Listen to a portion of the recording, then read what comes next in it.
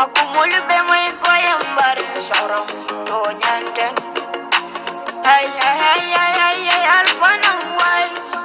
Ola fanjon baring konga falen dolbe cooling. Dula kuna music basi benkuma. Ning ala ini bodum adama duli wale katile. Ning ala ini bodum nabuwa bali wale katile. Gangu dalabado jilbo. Gangu dalabado gangu dalabado jilbo. Salim mafam jongodu.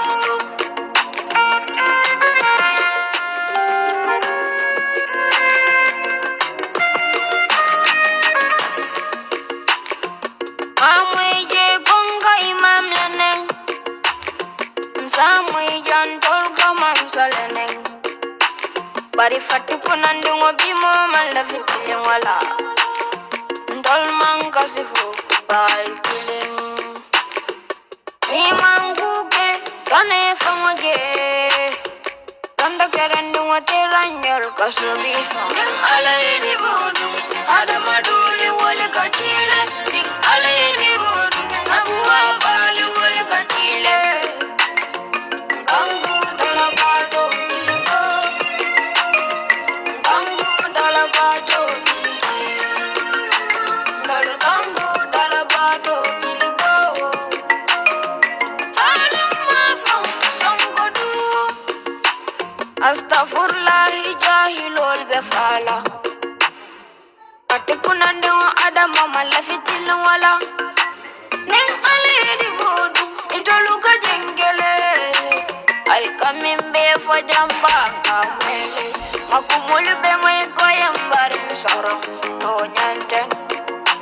Ay ay ay ay ay ay alfana way. Ola fanjon baring konga falen dolbe cool. Dolbe cool in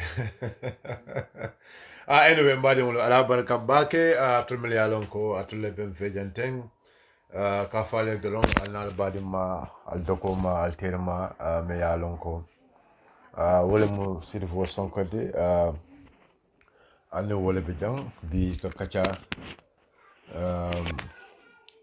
binna kacha be kumala bake and then it's going to be very important milyalon ko albel lamoy kan ale lamoy ne hakilola bari ale amoy le kachanyin to momenti postmortem of like last night tonya keso kakolta ke bondinyo koto bari nte akumata nte bakele pour ka gambian kol ke kalamutandi tumulay min nimol findita ila hamo ka kanyanta ka gambian kol doya ntolu fontole fintina ka vo gambian kol ko memu siloti because nte gambia kumata nte bakele anu ntaman dula soto wallahi alazim nsetti tar dula men na katambi gambia la anu gambian ko kamala gambian ko la ko bunya ya tante bakele so anytime namoje ay ferol ke on rabe ferol de la kan ka gambian ko filindi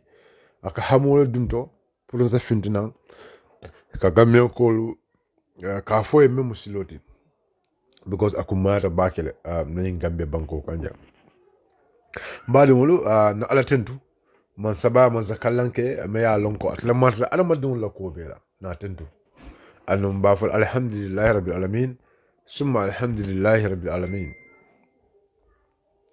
mbali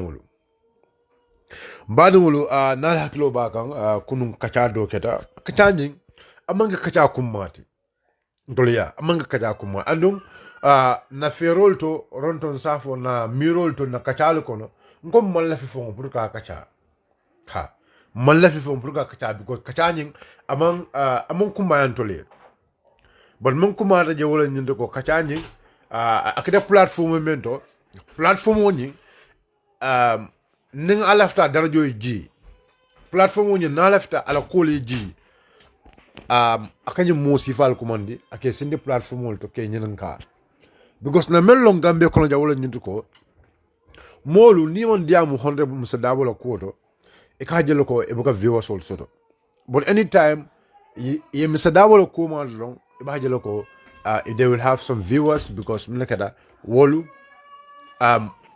because two things lebi molmel ya long ko they are defenders ibukala fika ajoko mo fm for Mr. Dabo mo they will be there to defend him so molmel ya long ko wolu momo let mel ya long ko they have their own sickness ila own sickness movement ni ajibi a jama be medwol is tribal sentiment wala si fatam fanso wala kurawndi right okay dolu wolula miro movement wala nyindu ko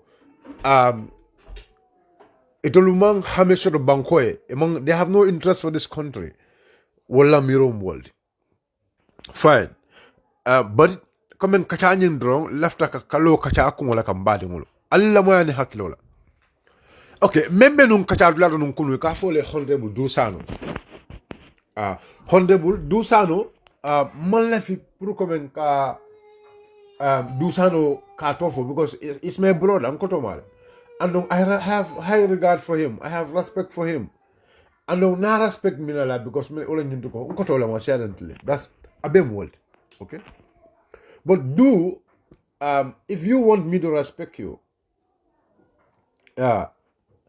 if you want me to respect you you should also try to respect our elders.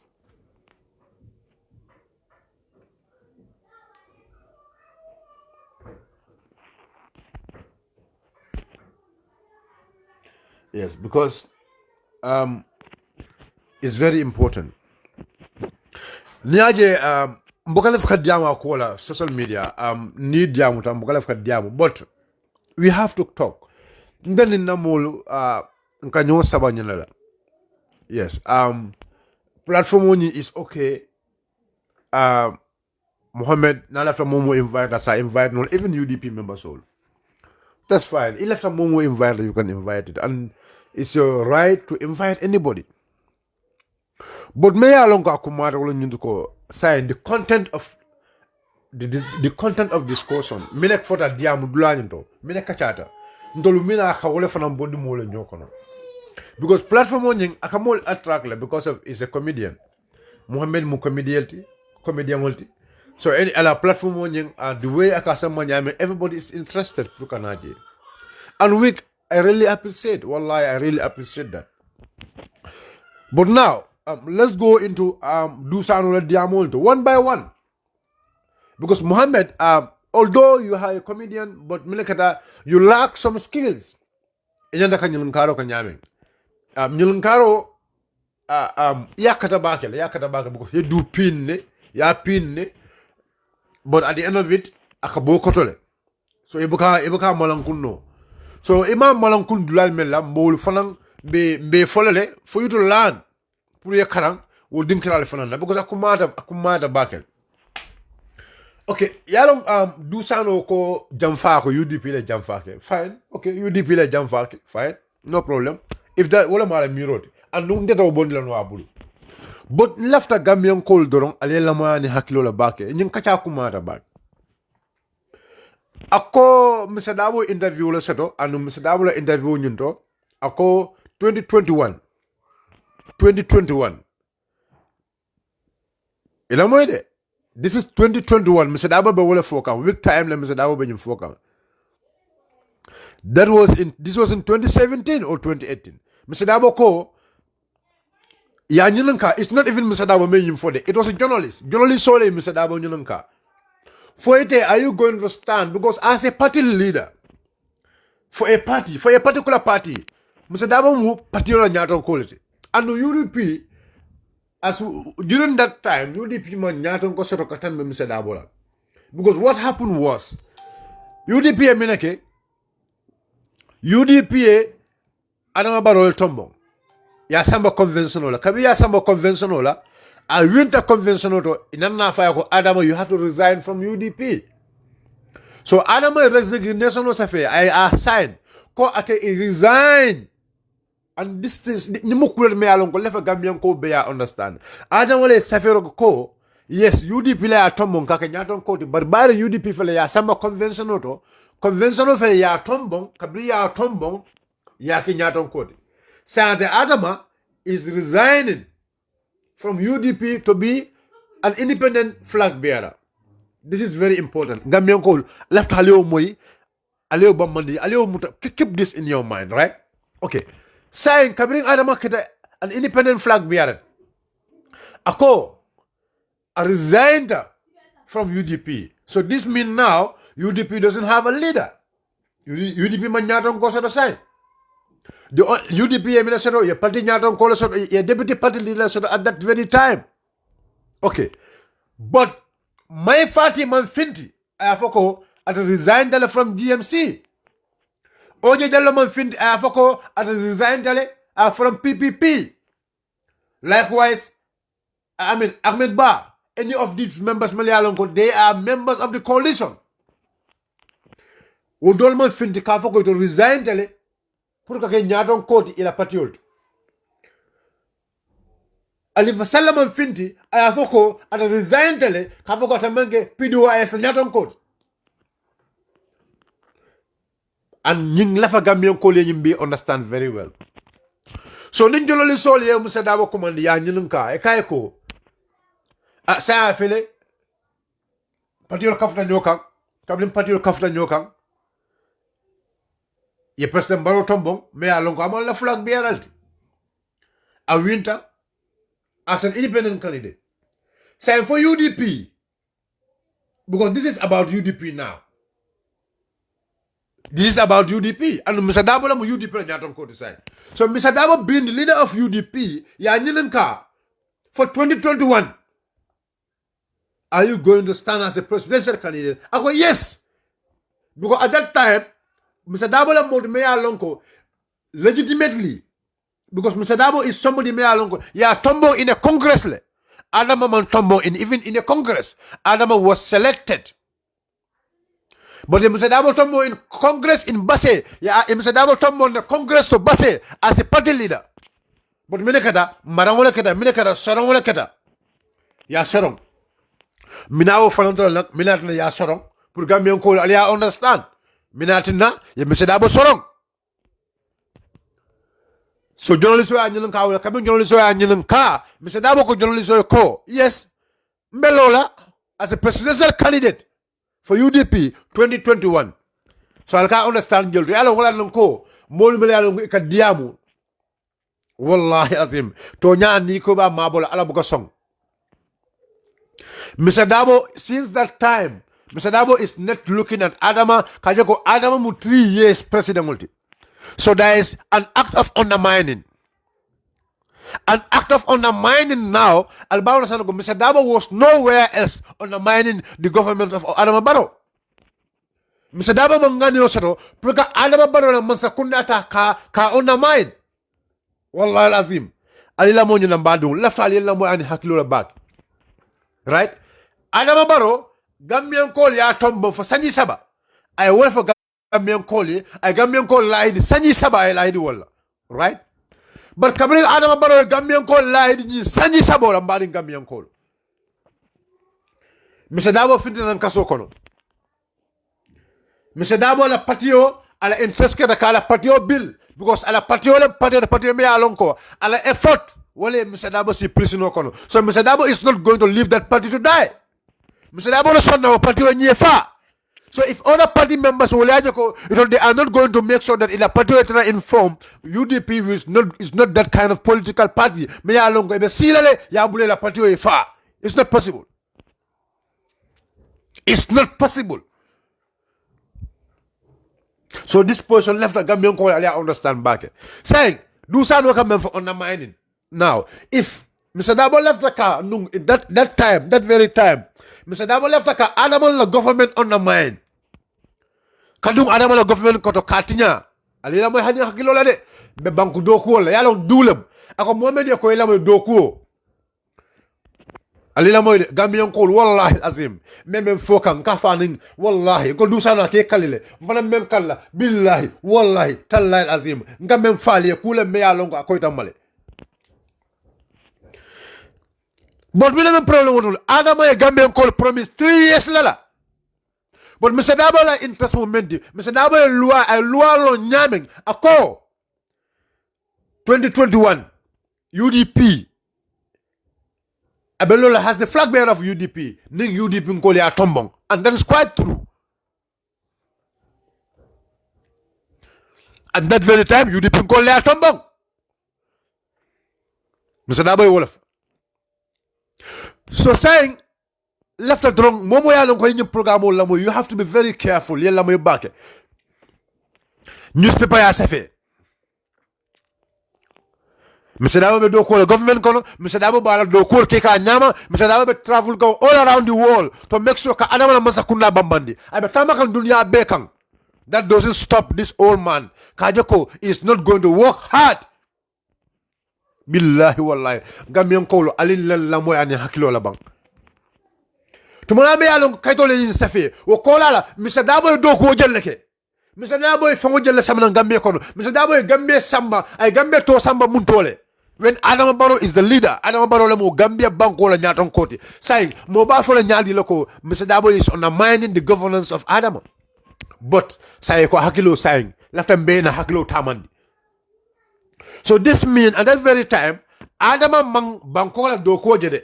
But Adama yimina jawlo nyinduko. Mr. Dabo should not talk about leadership. Mr. Dabo manyana katla mansayama. But Mr. Dabo should only be there. Mr. Dabo be doko mbila pour Gambia be. Adama mo kumayandi. Adama la psycho fantome alonko. Abe sering abo kumo fokang. Amo kumayandi. But mina kata ay men kumayandi wala nyinduko. Mr. Dabo kana mansaya kumofo. When somebody have been working for that for over 22 years. Gambian Kolu left ali lamani hakilo la bage because nyin kacha kumata bakele. Right. So but say men kumata jolo nyundo ko ali lama dusano la ay kuma dofo o kumo nya kumata babakele Gambian Kolu wallahi summa wallahi azim ali lama dusano ay men fo bang. Ako atleta da Adama la office kono elamo ede ako kabirata da Adama la office kono Adama le kaydo tan la kay ko du njibe bang. Do man karande. Let's look. Gambian call alila man haklo. Do sano man karang. Do sano than the grade 6 le for grade 5 lemba. Do sano man karang. But mina ya tinna do sano bita Adama lo office kono. Adama be kaido tan la do sano la. Abafala go Adam abafala go do sano nim kaido jibe bang. Yalon say do le ya fon contradict je Mohammed nyanda kanyin dulo anyim fananta. Can remember very well. Because ako ata du sano tan Adama lo office kono kabadu da Adama lo office kono ako Adama kay ko ñun kayto jibe bang upon arrival Adama kay ko du ñun kayto jibe bang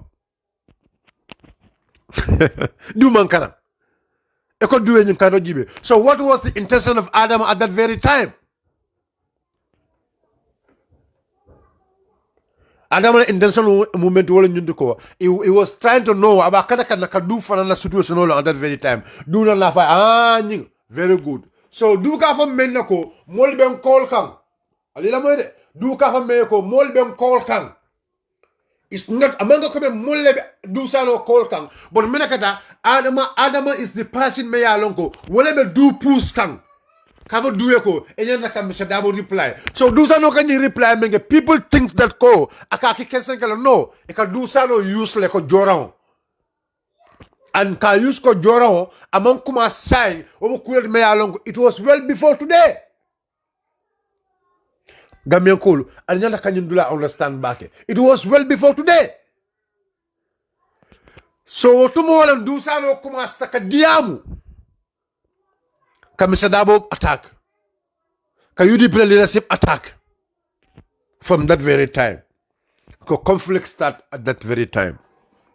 But saying, do sano ka memfo. Because ako, ndeka memfo den, do sano la diamo. Mbe wala fo kanteng. I am not interested, do sano la kuobeto. But anything about UDP, we are, billahi wallahi tallahi. Any allegation against UDP, I will not be quiet. Nobody can make me to be quiet. Me fintele mba koin la Gambian Kolu bema na men long na men sedea. So do sano so do la kabini Adama ko ya jibe Adama ya karam do sano Adama ko duwe ko nyile be kayto bala Adama la karam do sano. So it's not like come mole do sano call pour responder but Adama la ya karam duwe because do cannot read that paper. Du cannot read the paper. Du ta kaito nyum karanola. And we all have to understand that. Du ta kaito nyum karanola. No, it's not possible because du man karang. And we all have to understand that because du man karang. But adama kaya ko Mr. Dabo nyinefo. So adama ya translate du ya nyameng. Du fana ya fo wala nyama. Unless every Gambian need to understand this. Adama ya fo du ya nyameng. Du ya fo wala nyama. And we need to understand one thing here. Maybe at that very time, Adama form on the content of that letter, the content of that newspaper, Adama wa fang karang. Because Adama menje wala nyundiko. Adama it's only the headline. Adama fane wala je. Adama doesn't go into the content coming. Wo kumo nyum kono. Kuo me alongo wale be wo kaito nyum kono. Adama mang will read. Kalong Mr. Dabo kamina foje. This is part 1, part 2. And everybody have to understand this. This person owning nala one side left thing. I am coming to talk about the second part. The second part left for. The second part is going to be very interesting. The second part is always going to be very interesting. Okay, say. Now. Okay, Adama Barrow Gambia BI at that very early stage. And Adama ko Gambian ko loko 3 years. And Adama ko Gambian ko loko ala mansabe banale. And Adama ko Gambian ko loko ninga tara. Ate sirawonying.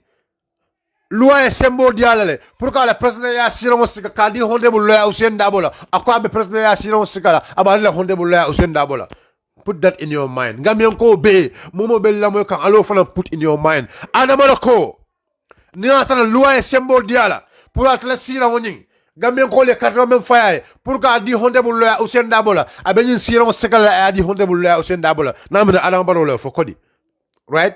So if Adama Barrow for sign, for example, and no Adama yo for from his heart, I have a kabasa no more kono sign, and no Adama Gambian call promise 3 years later, but sign Mr. Darboe is saying ko no Adama ya Gambian call promise 3 years later, but Gambia loi me for you go 5 years.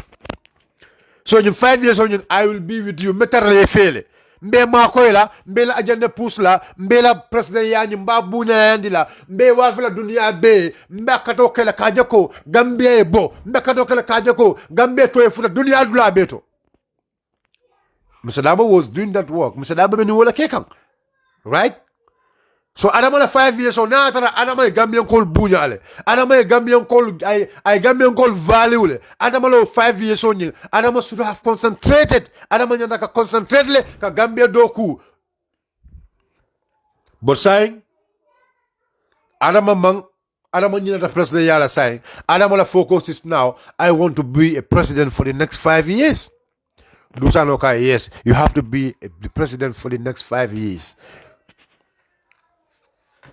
So kabile nyimbe fota ndiamu be kata Dusano findita diamuta. I remember the time Dusano diamuta.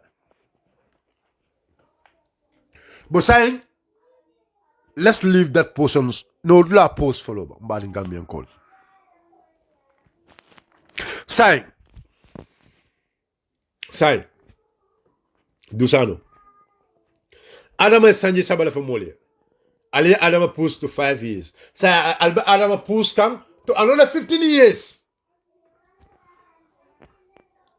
I think Muhammad, so wala nang ka Muhammad yoko, ite nyanta ka Dusano nyanka personal very well. But minakata Dusano ela focus put on the only Mr. Darboe. President ya ebola fokanjang. But Dusano ning Adama right now, ebe sanji tanin lule fokan Adama moment ko Gambian ko logo sanji saba. Anu bankola lua e memfo wala nyundiko because Dusano le lua fok yesan. Kabri kai sanji saba ako yani ako Gambian ko le lua bankola lua ko sanji lulu. But mina tine ma fo Dusano ko sai but banko mol sai wala lua men samana atol kilongulu atol le lua fananta alia push away.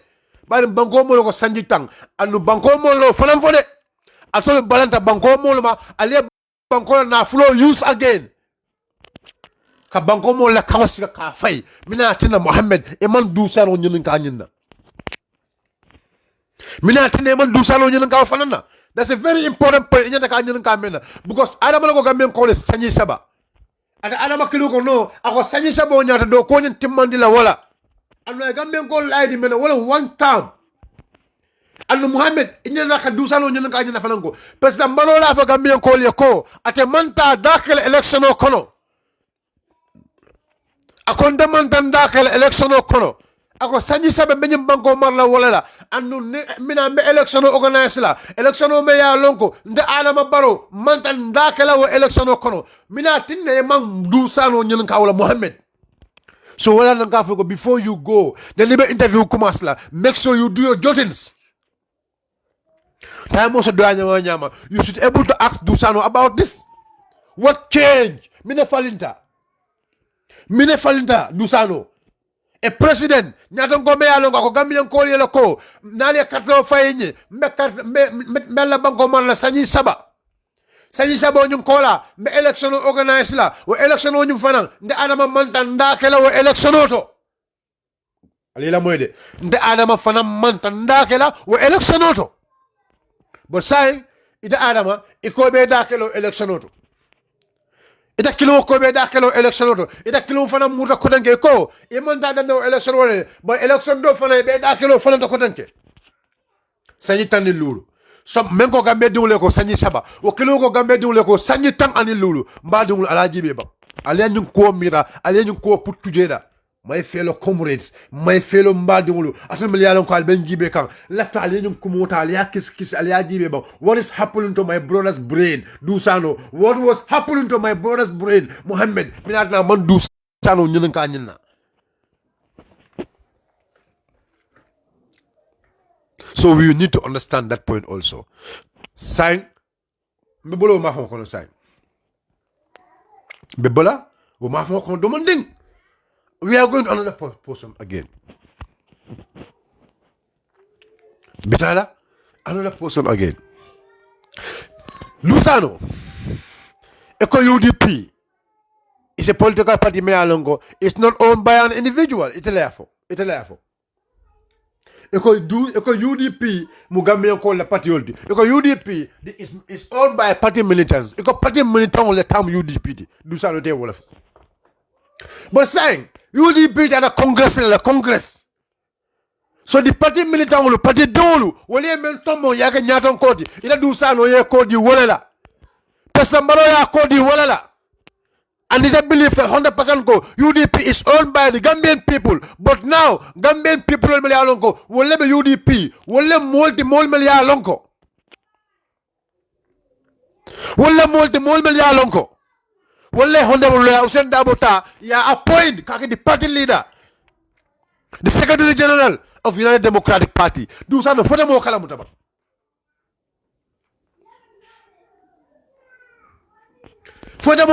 my brother Lusano. So you cannot baffle Gambian people. Other Gambian call, other will feel no. UDP stay as it is.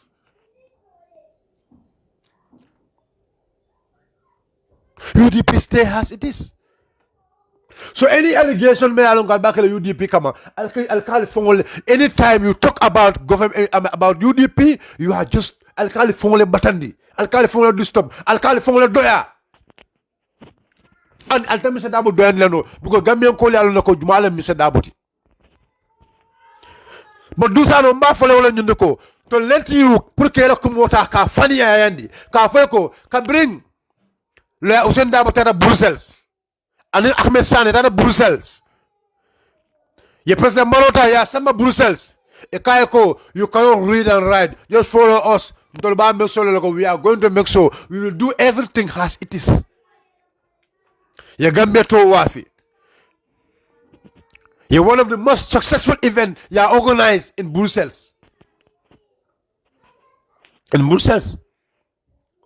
Kabri bonam Brussels in Atajang, Gambia Bango Kanjang. Dumale Diamuta. Kabri bonam Brussels in Gambia Bango Kanjang. When they came to this country here, Dumale Diamuta. President Barole Fintida ko mena foreign affairs minister mba kontonna mba tentula mba jela abe do ko melkika this was week here. President Barrow diamuta ko mena finance minister mba tantula mba jela this was week here so ni atara Mr. Dabo mantra doko ke kanu ni atara Mr. Dabo mantra ka President Barrow la mansa kunda fasa anu aside why should Mr. Barrow stand up and promote why should Mr. Barrow stand up mi atara Mr. Barrow be wuli la be lola kan lawyer Hussein Dabo ta ka jey when you said that ko lawyer Hussein Dabo was not concentrating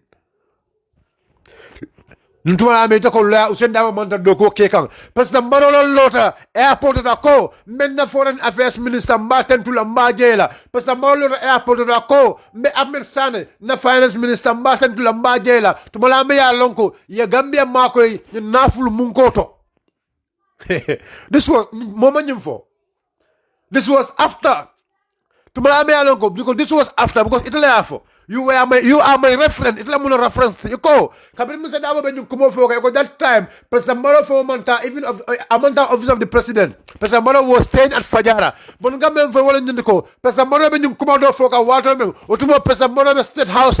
So if Mr. Dabo is not working, now that Mr. Dabo Manta doko kekang, now that Mr. Dabo Manta Gambia promote kang, now that Mr. Dabo Manta President Barrow la Mansa fasa kang. So I mean Atina President Mr. Dabo be President Barrow sikala about somebody Brussels. Prokada Gambia wafi. So you have to understand ko Nyinkeba is ready. Nyinkeba la para moment wala nyindiko Megambia do kula nyameng. Nyinkeba la para moment wala nyindiko Megambia kol mako la nyameng. Nyinkeba la ngani obe mu waladi. Nyinkeba mantraje kadola mansa ya bambandi. Nyinkeba la member je wala nyindiko akona den na Gambia doku but that doesn't mean ko we have to leave our parties to die. That intention Mr. Dabo mo mabu. Mr. Dabo is not a hypocrite. Mr. Dabo manke hypocrite Mr. Dusano. You need to understand this. Mr. Dabo manke hypocrite. Because Mr. Dabo ya coin albemala. Ako, I will not leave my party to die since the time of the National Assembly election. Cameroon deputy Karte Fayo Wato Mr. Dabo ko at the UD people are I far never is not going to leave this party to die. Party me along sanye mo and fula. Mr. Dabo contestation na party far. Somebody who stood and said that ko additional party fa who are you people may attend ko atolla because of your personal interest about dolbeson o party fa duma ma tolti so left the Gambia do be you understand left the Gambia do be alon ko ngam faale this is the right fact you know right fact Mr. Dabo bukay baba moma Mr. Dabo na follow right plan ko national UDP fa UDP député wala bita National Assembly Mr. Dabo wala faale. So allow kind of thinking is not going to work. It's not going to work. And everybody have to understand that it's not going to work. I'll be on a platform with Mr. Dabo Neng, Alia Cast kid, but that is not going to move that dirt. Everybody have to understand that. Mr. Dusano, the second part. Alibel Dusano lamo la kuke de nte left ale Dusano lamo ani hakilola Dusano ko ako Adama mbadi wulu wallahi nali lamo ani hakilola albalo na kotoyata na bulola something happened to my brother. Yes ali lamo ani hakilola bake alba understand ko yes something happened. Because nyanya kanyum fala Dusano lefo ako Muhammad yako Dusano lo kuma kamola nyulbe mbalo be with me nyanya kale ko this nyanya program is post-mortem because we want to make sure everything is clear fenteje malef me alon ata Senegal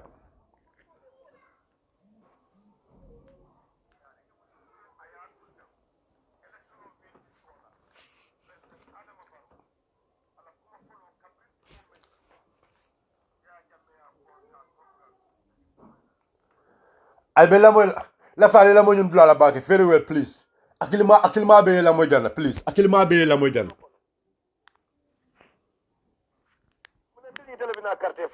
Niamwe banko election be hadama dingul lama ibulodi kan sama thank you alkata president wodon gamme itandila ha wotumo be ko be diare wotumo ko bankol bebe diari fo ayatunda election o winding kola president adama baro ala kuma folo kabrin tumo menna ya jamme ya kol ka congratulate ali la moy fay diamol ñin kon aka mbe sula la pour na molu muli ya lonko e be soronding sibula ani ya jamme diamu ta ñin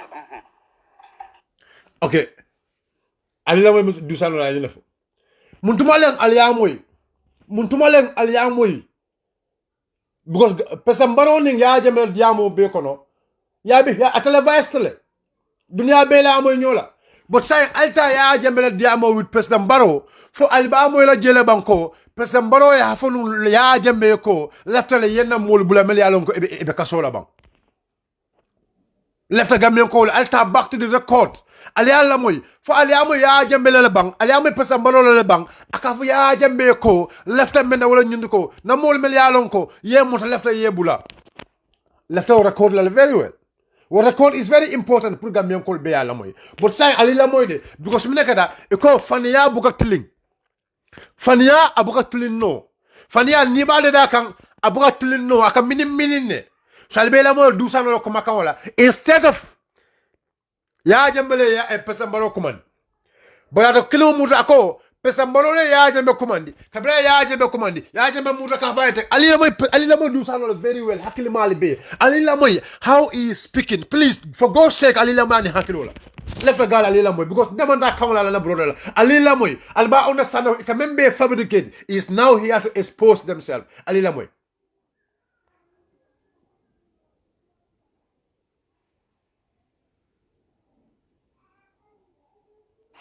woto natara ni ya jamme diamu ta ñina la ya jamme fana nata ke moti mu ya lon ko wo diamo kono ay hakkilo soto a sonta fana ala la kela fa fa ngi telefono cika ka president kuto konton ala victory la ya fana sonta ma wo ko ñinna ka je ko abebula la good so al ñun dula jibe say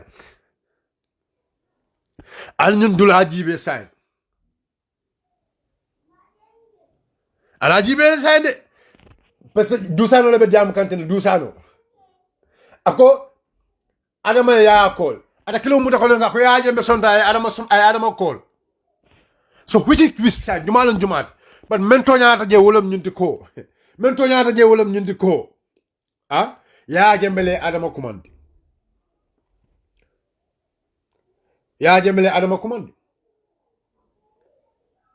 the first time ya jambe adama commande the first person may kabringa longo gambien ko le katofo ya jambe bondije the first person may adama baro call wakida balagaba jahumbalti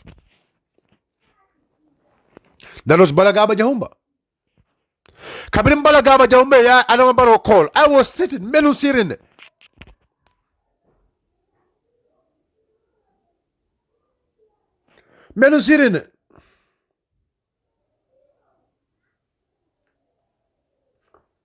menu sirene tamo me ya longo balagaba jahumba ya adama baro call I was sitting billahi wallahi ta'ala menu sirene akayako president baro akayako president Jammeh is going to call you akay president Jammeh be call la bara ko na be call la through televised la akay be call la through televised abe call la wise be tata ka pile television auto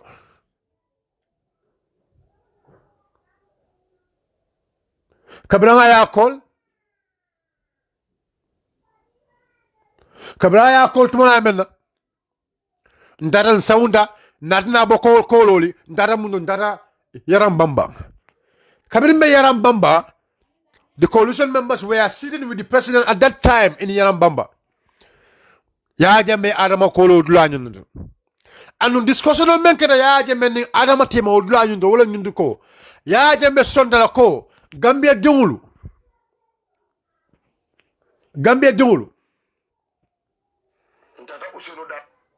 ya jambe sondala ko Gambia dengulu wala multi million ko wala ya decide katla man sayamu da kadang Gambia dengulu la decide katla man sayata kabang but ali lamoy Now listen to Jambe. Ali lamoy ya Jambe la. Ya Jambe ni barol diamo.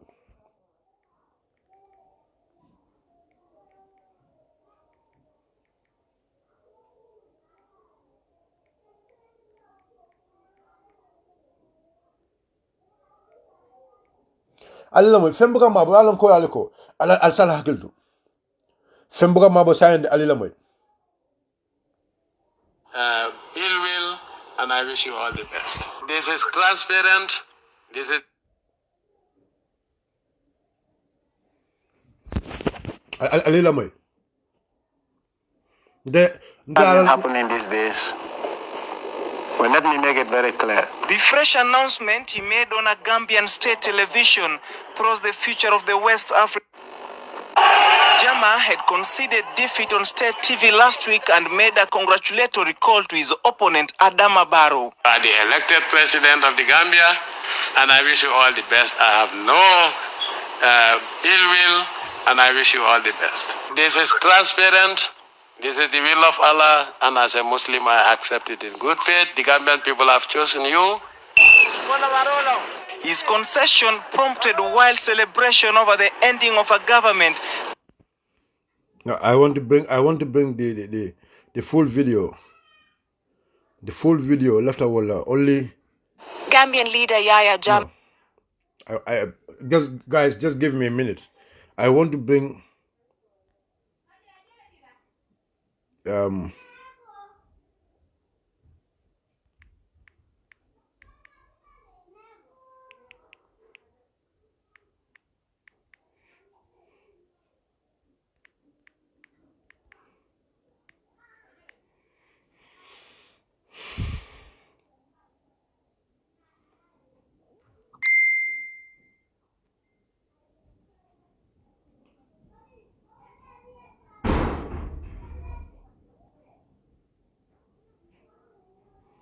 please, guys, I just need okay.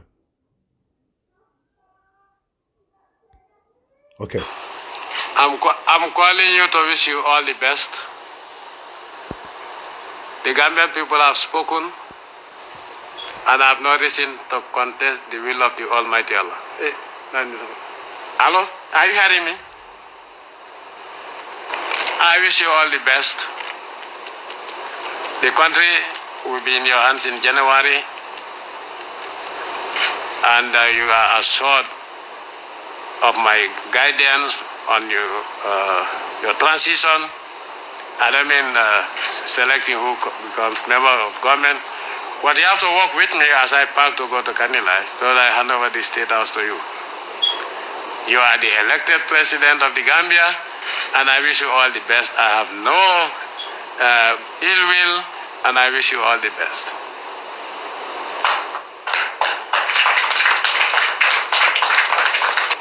The Gambia is more important than any one of us. Thank you. And we also thank for all the hard work during the 22 years. Thank you. We will continue from where you stopped. Thank you. And inshallah, if we need any advice, in any area, we will always consult you. Thank you. Though I'll be a farmer in Kanilai. I am here with my team. Pardon? I say I'm here with my team. Convey my congratulations to your entire team. Thank you very much. Thank you. This is transparent. This is the will of Allah, and as a Muslim, I accept it in good faith. The Gambian people have chosen you. After 22 years, I'm grateful to the Almighty Allah for that. I remember I came on a Friday, 22nd of July. Yes. And if I lost on Friday, the 2nd of December, no, it's not the 22nd, but the 2nd of December, Allah is telling me that my time is up, and I hand over graciously with gratitude to the Gambian people and gratitude to the Almighty Allah to you. Thank you very much. I think these Fridays are repeating in the Gambia. Yes. I was born on a Friday. What date? It was 15th February 1965. 1965. 1965, yes. So you were born before independence? Yes. So you are a few months older than me. All the best. Few months older than you. I'm your brother. Well, I think that's why they didn't call you old, pa. I wish you all the best, Mr. Barrow. Okay? Thank you very much. Thank you. Thank you. And you have my full support. Let us make sure that you work towards maintaining peace and stability. Peace and stability, yeah. Because without peace and stability, let me make it clear, you cannot achieve anything in anywhere in Africa. No problem. I wish you all the best. Okay. So Samuel, this is the fool. Nyinam ya jembe diamo be nyinam. Ya jembe ni pesa mbalo diamo be kete nyinel. So dusa no sai. Muntumale ekafo. Pesa mbalo ni ya jembe diamuta. Bring the audio or bring the video. Muntumale pesa mbalo ni ya jembe diamuta ka lo usenda bonyo lokola. Nalo loko yes, he's part of the people Malayalongo they facilitate. And look, me along go wole fo jawata jawla nyundiko. Du sano e Gambian call be ignore. I Gambian call be ignore. Ama understand Jeko the power.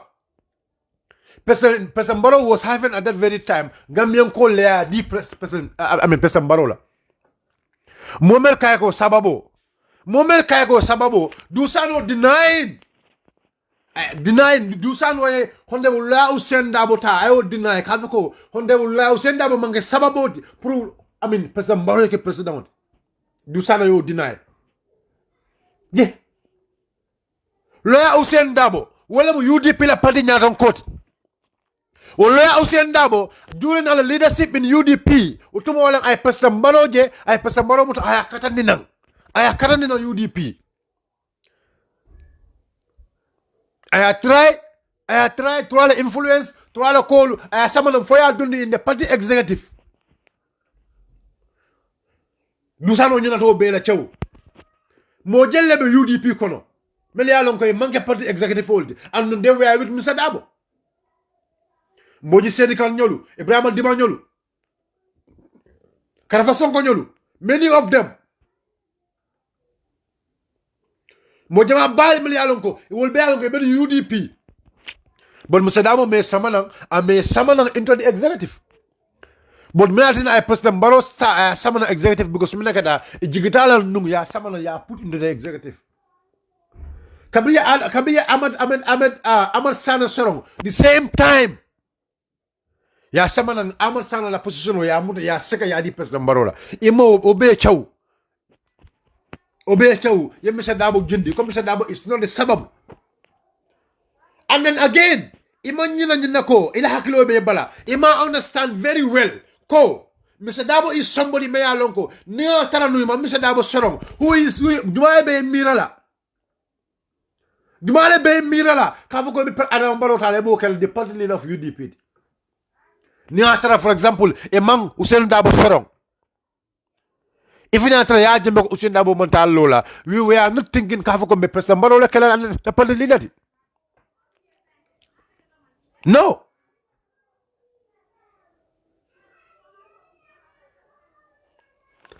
But Mulakata, Alala Monso me along. Well, not more be Santa Walale. Alale President Barrow choose to be our leader. But I can't slowly mel Fenta Yetama Melong, Fenta Yamea Lonko, I can't without the power of UDP or without the will of UDP.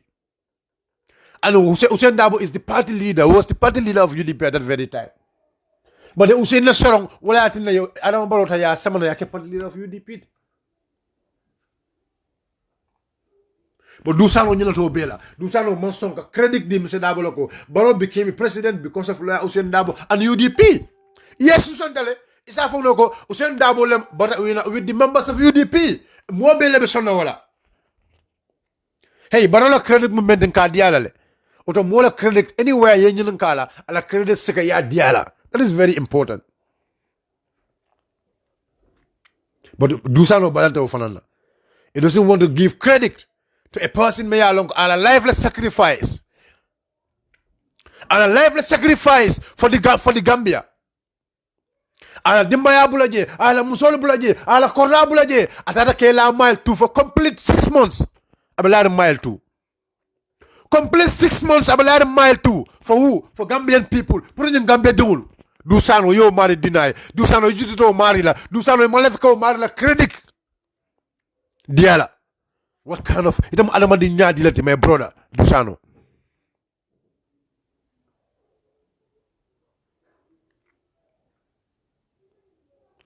Dusano, even if Dusano for people to know you, for more long, it's because of Honorable Lawyer Hussein Dabo, more Dusano for long.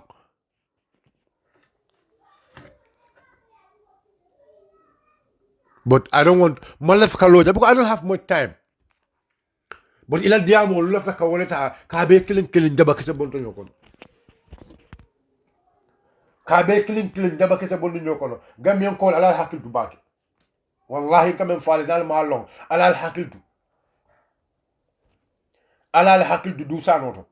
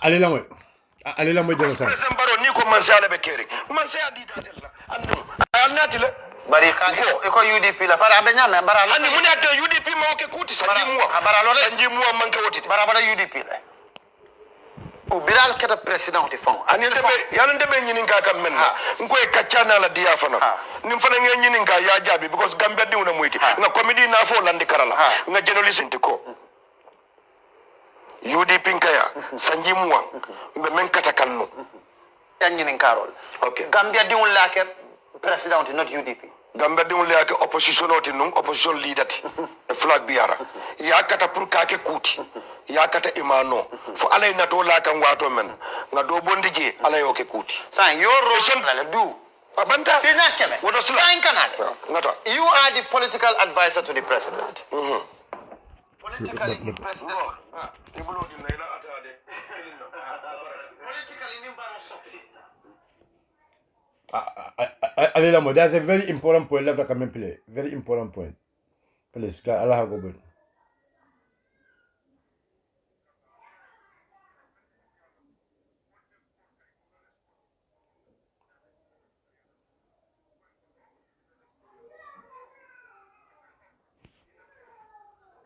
Allah mo jana very well biro kala wo kuma kawn nyella ngay anyway ngay nga fenne je newspaper nyimbala wala mnyente ko Dabo prepared to become the presidential candidate 2021 for UDP ala headline for UDP kaba ngay nyum kumo keda fenne te muya lonko mol ben kol kay ko nga respond nyum kumo nyinna muna na nyum ko nyin tariyata fundila ko ko no la respond nala na party leadership sotole andu wo leadership nyin mbatu fo ebatu nga ko indi viosol la deni de bi mo important baki jang in a sense that nga mol sindi pour nyin kam mala kumo ke sofo andi da fawndo ko tonya ke so oto ila moy nga nyim futan bro ke da foga pare mune na take ko nga respond ngo hani ndede respond no la folo fo nga nyinin ka folo ngalo fo jenoli sol le tuma bang fo do ite fawne ni e kacha nyinke katande ko ala tatake afanko nyanko tonya ndele nga safe Ale moy ya dila pour ya safe ale moy kay tele ya dila pour ka safe ko ha telephone diamo anu nyin telephone diamo men na ba ke kan because ndedun tele ale moy newspaper tari ke ba mala please guys ale moy la fani dula ni I want every one of you people to listen to this portion very well. Alindula la moy pake. Nde duntale nata keba ma left alindula nyali ala moy. Deko nyinka. Afan ko nyinko newspaper nyin jube. To become the presidential candidate 2021 on a headline. Please alila moy jam. Lonko mol ben kol kay ko nga respond ñum ko mo ñinna mu nanda ñum ko ñin tariata fundila ngoy ko no ndede respond nala na party leadership sotole andu wo leadership ñing mbatu fo batu nga ko indi viol la ndeni de bi mo wo important baki jang in a sense that nga mol sindi pour ñing kam malay kumo ke sofo andi da fa ko tonya ke so ko to lam moy nga ñum futan bro ke da foga pare mune natake ko nga respond ngo hani alila moy de ndede respond sa ko na de jam alila moy please gamen ko alila moy solle tuma bang fodo ite fane ni e kacha nyinke alila mani hakili ala tatake afan ko nyanko tonya ndele nga safe ndele niya ya dila pour ya safe nga ndele ya dila pour ka safe ko ha telephone diamo anu nyin telephone diamo men na ba kekan because ndedun tele nga newspaper tari ke ba mala de ko nyinkam afan ko nyanko nyin newspaper nyin jube nga newspaper nyin jube ko hani ko nyin do ma kan fonksiandi ha wadi ngani pa ha wadi ngam nyin pointo nyin sanyandi molla ya newspaper tar lari hechila tabuloka akoy ko nyin newspaper jube ha kabri nga newspaper je ay ndefan waru ngo nyin ngaji atumale ata fola marabe deri amman kuma fot ngai ko nyin ha nyin tembo ya tumale bare wo sai ali la moy sai badewul sai du sano la ka diam tende Allah la Ousainou Darboe Ousainou Darboe ale menke ale menke bedwala alma Allah subhanahu wa ta'ala ya ni kakenye anadimba be Allahu akbar ba Ousainou mo buka ba Ousainou attaque no mo buka ba Ousainou attaque no ala me sarandi hey no yin keba ala so cha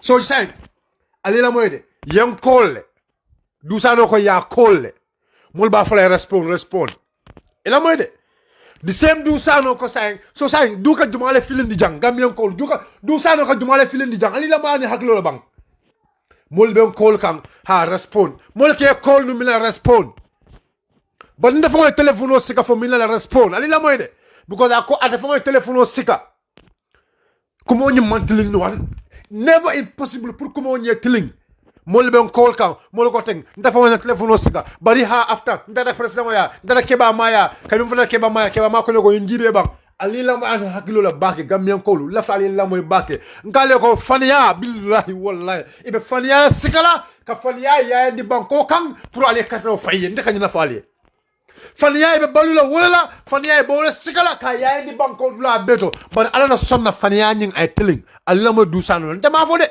ali la moy abe fero men to ka kawla Ousainou Darboe la abe na fo le kabadino Ousainou Darboe diamuta Ousainou had respond nyaming. Was responding me anko. Ousainou was responding to him directly, but I mean wala nyindiko. He was trying. Abelu fero ke kan. Abemina fero ke kan wala nyindiko. Ka Ousainou tumi.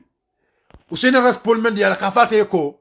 Ne bunya ne horoma, but alala moyde ne bunya ne horoma. Abo kele nyaming. Abo mutala ayake open. Nejan kanyum fale juna pour aller la moy because faniya nabe fokang. Akilima be ka lonne alila moy hakilimalu atollele akilo worantede atollele miro worantede ba alila moy du sano la ba please mbadungulu alila moy du sano la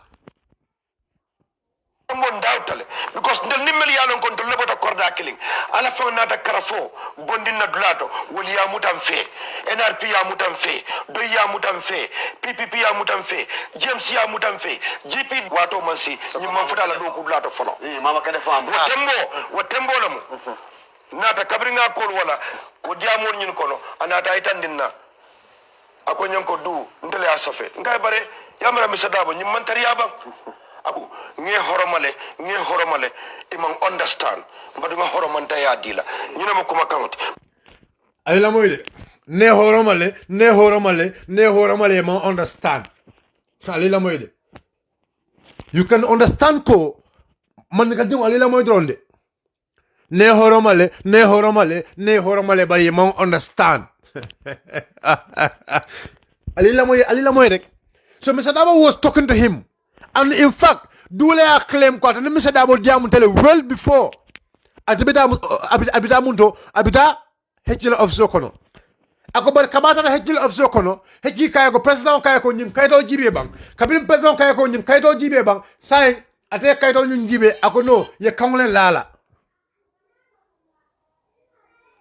alila moy ako ye kangle lala bawsenu wallahi bawsenu alma alayhi min din nyato inshallah alabe banko dile lale annu inshallah alabe nyim banko dile lale balali la moy ko den dusano la ko den ali la moy ada kuma kan nyin wonde la kumo ye men firang anata inte jabi menna abe menna horomanta fokan walla ma ay men horoma foy horoma fabe horo do samale kan malon juma walla mo sen la nyim foy o sen la nyim ko mo say ali la moy man ka dewulu ali la moy man nga dewul mo be la moy kan ali la moy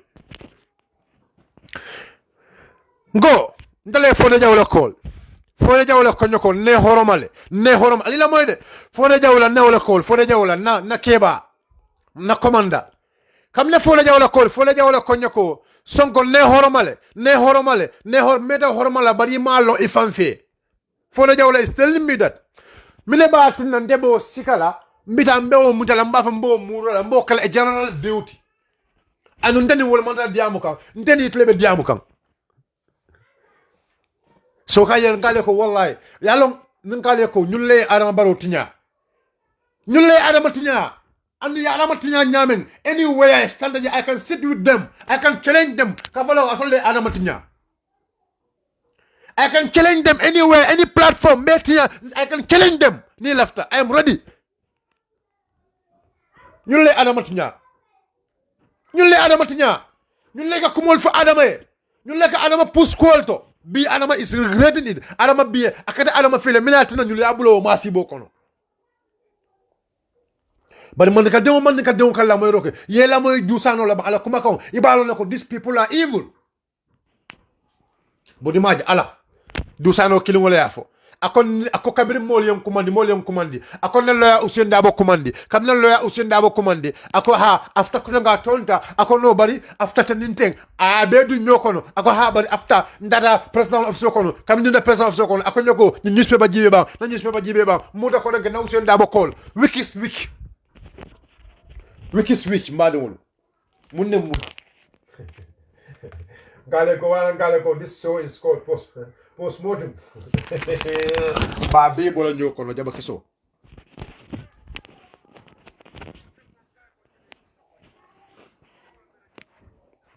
ha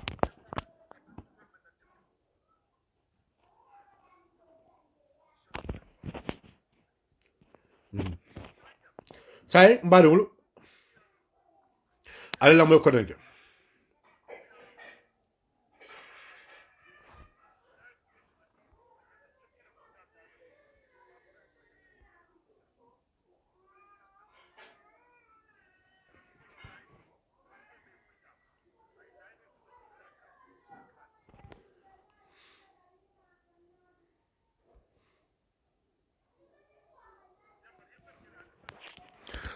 albela moy la I Gambian call be than diamond.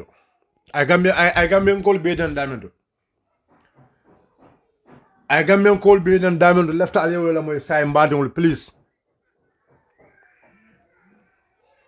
Ali la moy hakilola please my brothers Ali la moy mbal dan ka ale du ko re Ali la moy du sano Gambian call be than diamond.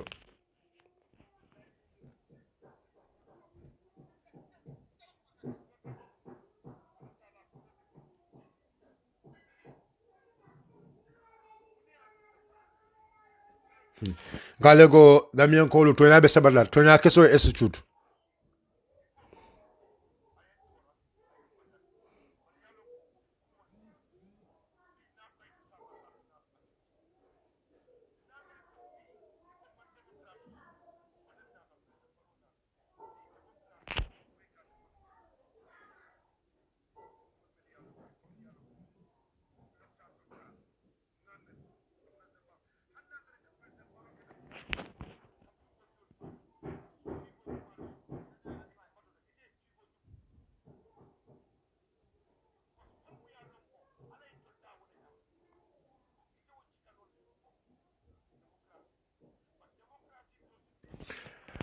Say, alila moy sayende.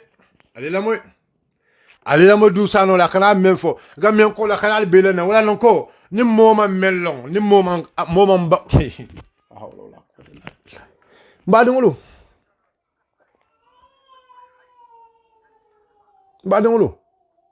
Al du sano la moy bang. I am memfo about our health sector. No nie kwera back. Alila moy baka ne hakilo la. Alila moy du sano la. Akana même fo bomo akana wala fay. Bomo. Aba tembo mento ngalon ko gambe dingulamo dindingulu dukare ito lemu the future leaders ti ito lemu mata bankole Alila moy de bomo. Freedom ye bondi. Bomo akana wala fay. Bomo. Kana So you answer them at your own comfort. Bomo. One, a Kobirin President Barosita Mansayala, Monena Majata RVTH Kumpabo. That is one. Number two, Monena Majata military is the command. One. Number two, Leptano remember Fakan Jerusalem model Albukataji. Madunga follow Leptano Tolo. Faro kumase da janda manke President Baroti. For saya ya kumase President Baro kabirana da wotumula saya ya kumase. So he can't. Adembe nyini nkala. For Safi. Because femu ya lonko ala intol da wole kamma. Ite wo chikano la modo la jama no le melbe ka ke ka la kan abuka ni dada andu ma jata ta mo fala da woto alan kito killing number 1 ngo fana include je. Fula. Mon meli ya lonko e ka wala fo ka foko saya membe keri loptanoto. Saya meta loptanoto le de o manke President Baroti boto ko al kananying opposition nice. Say majo. So you see, kanyana faliye. Nina faliye al Cameroon kal nenele. Du sano la ka diamuteng. Iya ya nyinin kaya ko President Baro bukata loptano to. Iko kabirin President Baro keda mansat anam nanta loptano to jibe. Du sano ya jamiro kamina ako nim mol kamera mol mele ka fa loptano to. Mol mele ka keda loptano to. Ako mol kana o politicalize. Alila moy de. Du sano la ka diamuteng ka gamien kol beneng. Hey, Jumalo ko mol buka fa le panel to mol be fa le panel wadi but do sano you are a political advisor mol ka fo le banko le level be nyame maite you should advise the president about that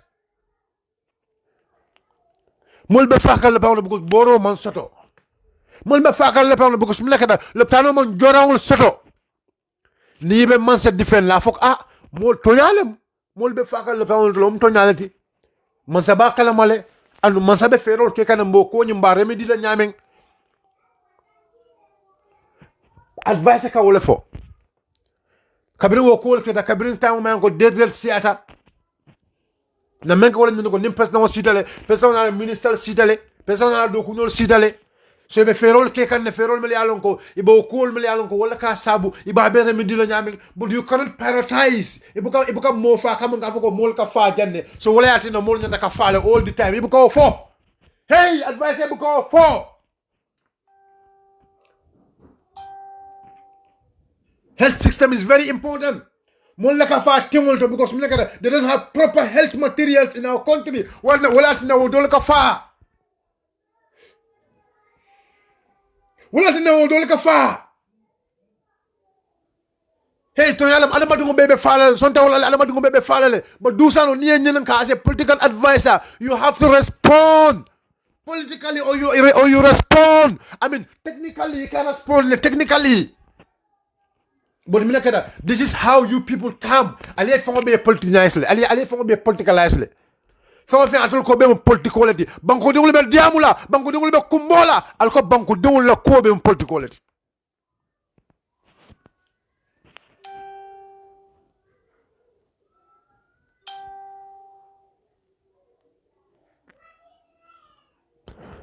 banko dingul be kumbola banko dingul la kumbo yo le foy ko president Baro bukata le pa on jibe le ba mo bono sodo iko ha molol be fal kan mo fa meta kelal ali la moyde du sano ko ako mo fa meta kelal banko kanne mol ka fa tinu tumol tele wala yatinam ni mol be fa ka mo kana wala man sakan no problem. So the health sector, pour banko la system wala health system o po, du sano ko mo kana wala president kan, du sano la funte mafu, alila mo du sano wala fu. Du sano la fu de mafu. Du sano le nyum funte mafu de. Na fale na diam da wato wala alimira. Alla diam kawul mbal mun la wala kan.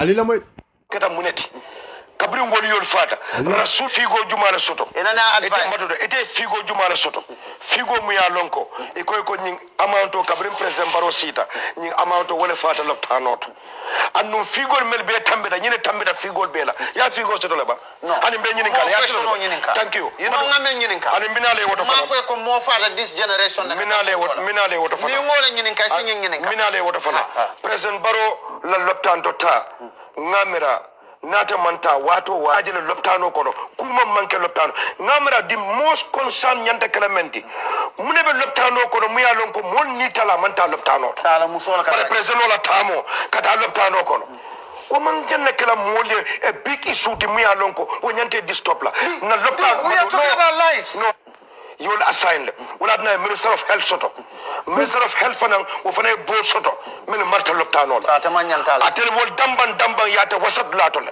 so say president mo nyana kadaka force information. Okay, look moment. Okay, again, thank you. Alila mo. wol yata wasat lat munat na mo be concentrate la pour afan signer tama political advice Yeah, but this is politics too. no Why? wotola karola for him. wotola karola politics e bulo men soto debo bulo tamandika Hani, but it could be. anun tel bo bulo tamandika Yana muna nkasi beta. ado bulo nyinte o fole because teden na banyo tala ngadi tela jam e bidan na banyo wafila benna ya di do la pour kata man tala beta. bulen takela so ko mo nyim foy Men and women are dying. Ma for is These not are people important. voting for you. that's why he considered it You understand? But he consider, but he can't. But the minute na ite be sulare president baro fana tamola ka bring hospital First hand information, sir. first hand information Alon na bay ka mem fa tonyal fa tonyal. and wo be islam man ay mon soto fana milliard wala la concert mode ite the major problem is Imagine. Pour president attack force and information sur le plan kono, he is denying that. He is completely denying that. So gamen ko wala nan ka faale ko these people ñunte banko sambala no. Ite banko sambala no. So dusano ila ñing tañu dula ñu dem president baro mbe espellale. Mbe espellale. Mbe bondul jambe mbe stop la ka diam ko anytime diam la dolong you e ka president baro tiñale e ka finish le.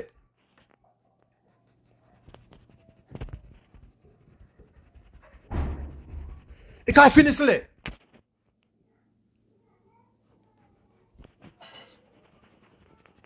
E ka finish le. So you have to make sure ko yela rehearsal before any time you are going to janni bitala kata si platform do your rehearsal ela pekene saba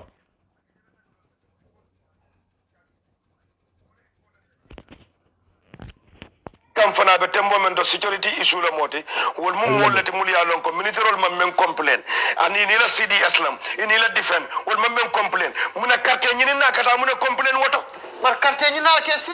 meyete security meyete tit sulata menna ye secure you are well secure So Jamal al Gal. because momonde mu ya lon ko ibo opposition on de be bunda men bay kan e ma soto no me ya soto ite kayro duwalay woto ko ite ka kuma try wala mo ñinde ko mbada nga ami kam fandi mbada ami ya lon ne tol be tembo mento meyol concern man pa modu nasurata wala ben krila la platform Ay ko. Sun karo ko ne ka mburo ni nonolta. Ñinin karo lo. ko Ika mburo ni- State House. ko mburo ni- Kal ko le di sojarol. mburoni nono isla wa be tembo men do man nadare ka fa ma ngol ka men da bero nga wala di sojarol la wala di ata sojarol ye adulla kuti je Thank you so much. so aliamuel so you see ñun la mool milliard ko ñun la ka president defend so jarol man do mo soto e ko so jarol ka mina ming so jarol ka chakri le ming e ko nono le tay ka wala ke simon ite ko na diade sayim fo in fact albe dabero dilela instead of niatara sojarol la ite you believe 100% ko sojarol la health situation on the demor situation is okay e janta ka finde afko ko mo fani alati sojarol la demoro be tenne because as a political advisor you should able to know president because sojarol approval ka joko wala baluwo man ni wala baluwo natnyata it's not good for the president's politics. So ite fongo as personal ite fongo nyanda kala moldi me alonko sojaro la baluwo nyanda ka fellong sojaro la baluwo tole but me kada he knows nothing about sojaro la baluwo to so pamodi make research pamodi alonko sojaro la ka report pamodi andu ndesa fongo wala ndiko ni dara steras ne konton sama ne nyala konton sojaro la konton ya londa almburu ko because me kada sojaro ila simon konton ka be taras nyakilo bari ila dura on ni alon je monta fiya fon la so yarol ka bula jele kata kam buru sang man so kono so yarol am telel you ndef mo witness la manga killa manga flat amanga killinta amanga flat ni bo ni la konta sama na I am telling you sometimes they cannot eat it sometimes bu ka do no fon mino sabu subu kundi subu ka kontele subu kundi kile o subu kundi fula so yarola domoro that's quite true reality I know that first hand information billahi wallahi tallahi so yarola domoro buka betea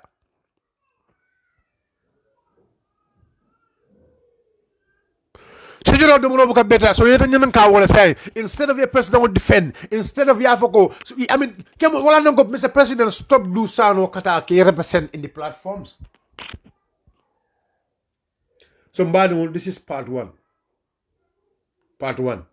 Nyanam part 1 part 2 is coming inshallah part 2 kanale so part 2 fanang bita audio nyulu one by one ala mission one by one because lafa do a day do is my brother I respect do very well they do respect le na brother lem anu wallahi anywhere nan du bente je nina je mba konton na mbe bulo dila lam famata alde but it's my brother but Mr. Dusano I respect you ne respect back but the way ika banko ko sama nyama banko ko bokata wo nyama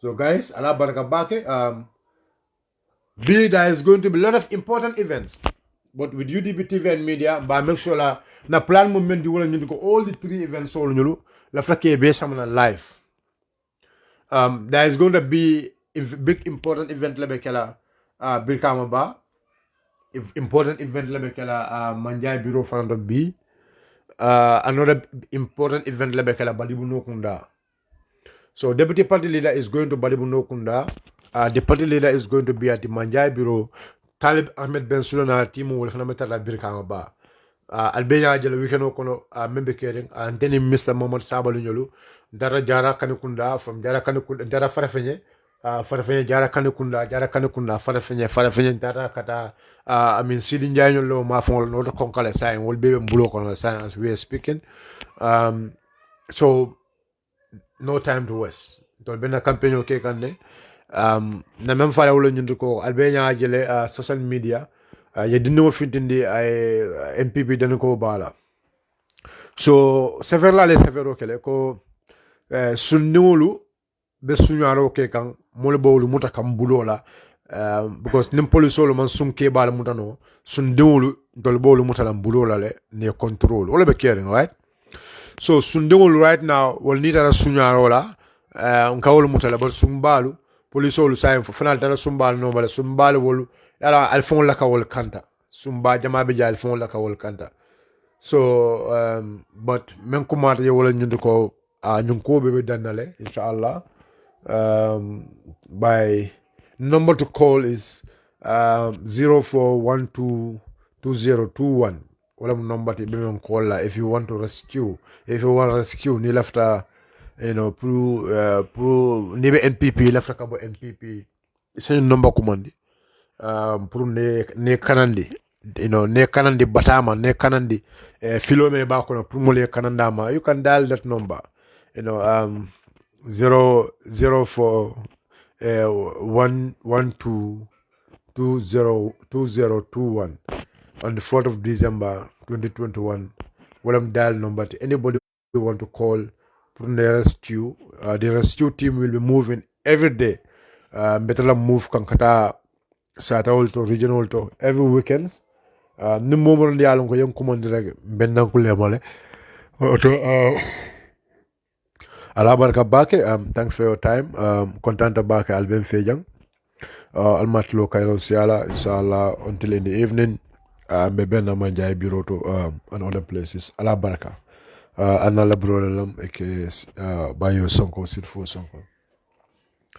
Okay, Brikamba Law Fladu is going to happen today. Out of JB big event better la J Brikamba Wellingara. Brikamba Wellingara Kejau.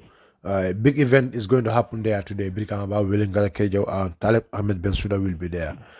So guys, Allah baraka bake. Thanks for being with us here. We really appreciate your time.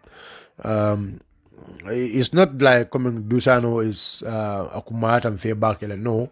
But it's because I kumol melfo kumol tong lafta kawole dibok wala na finti dakala ko dulta ke senani Gambian ko ma because do mola me alon ko diamula so na fintita konanta yata na tema is my brother. I respect him and I will keep respecting him, but anything I mean for na party ma and in na party leader ma I'll be out all the time, inshallah puruka ko nyinda ke senani na bol alabala.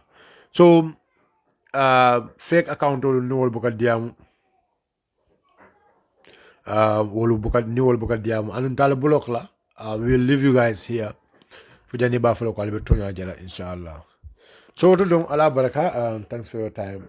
Alma Tlo Cairo Siala. Wassalam. Anal Badi Malam aka Bayo Sonko. Ala baraka. Assalamu alaikum. Wa rahmatullahi wa barakatuh. Badi Wulu. Let's have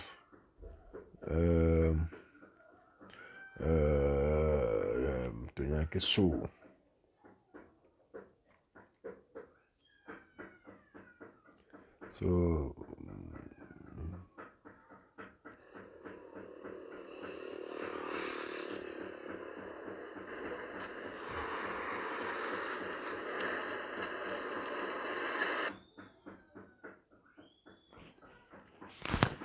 Allah baraka bake. Thanks for your time, man.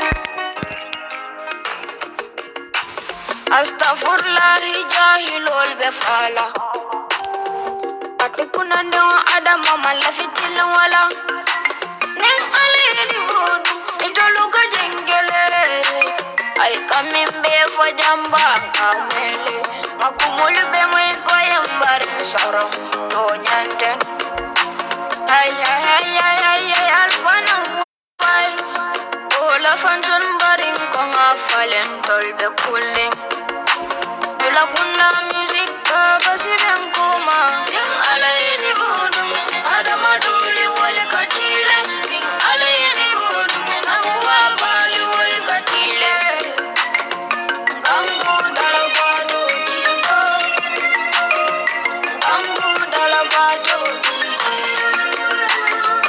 Gangu dalabado jilko Salim mafam chonkudu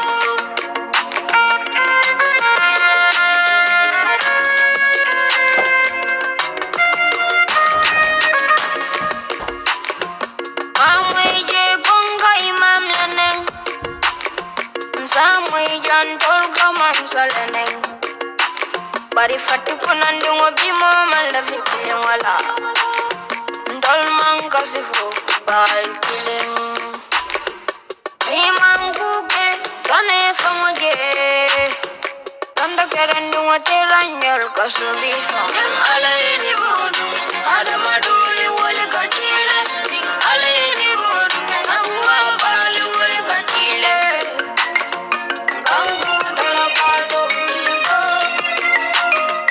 Gangu dalabato nilibo Gangu dalabato nilibo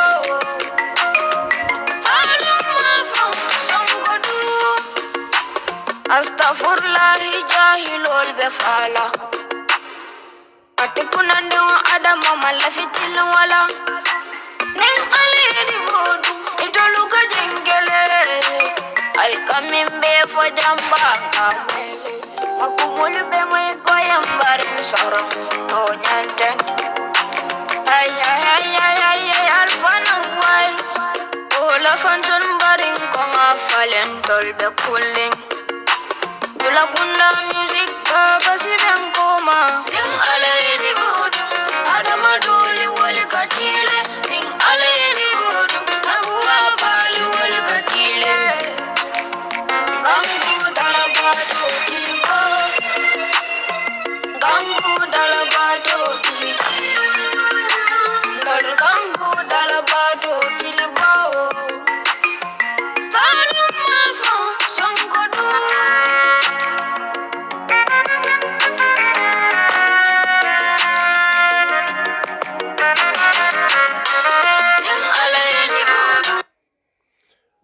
Alajinde.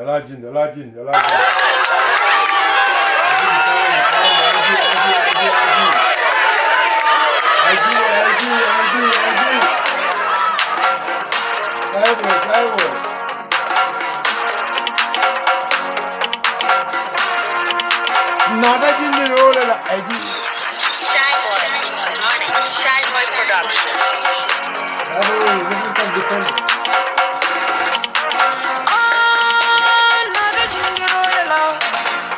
Ila mansana mandoku okashindi Ila dipite na mandoku okashindi Anigo fono na mandoku okashindi Tubabu karande ufunyaro dorong Kuninu yangal Tamalane unyaite Saate sumulu nali eja fwe sakembo Yomfolo nali mantonko mutasukume kalala Abaho nali mantonko mutasukume tila Usinga ye bujang sambanjai barabaj Saate kelo mambete sambanjai barabaj Allah intwa bukaram uliya bende fala Pase kunyade se uliya bende fala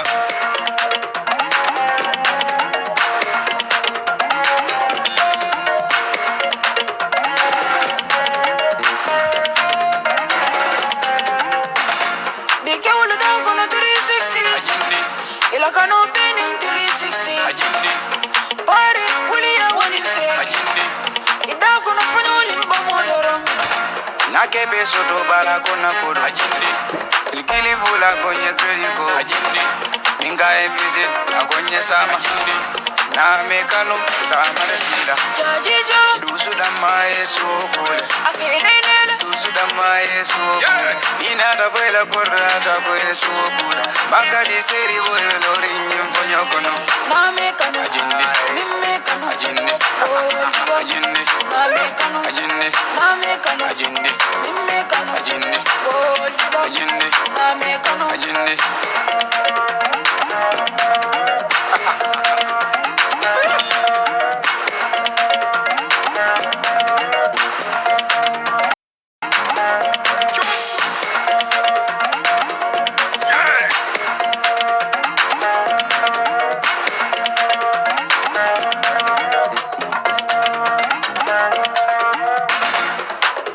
Sana mandoku okashindi Duma Ila dipite na mandoku okashindi Anigo fono na mandoku okashindi Tubabu karande ufunyaro dorong Kuninu yangal Tamalane unyaite Saate songolo nali eja fwe sakembo Yomfolo nali mantonko mutasukume kanala Abaho nali mantonko mutasukume tila singa e bujang sambanjai barawai sa teke lo mambete sambanjai barawai alla intwa bukaram ulia bende fala base kunyade de ulia bende fala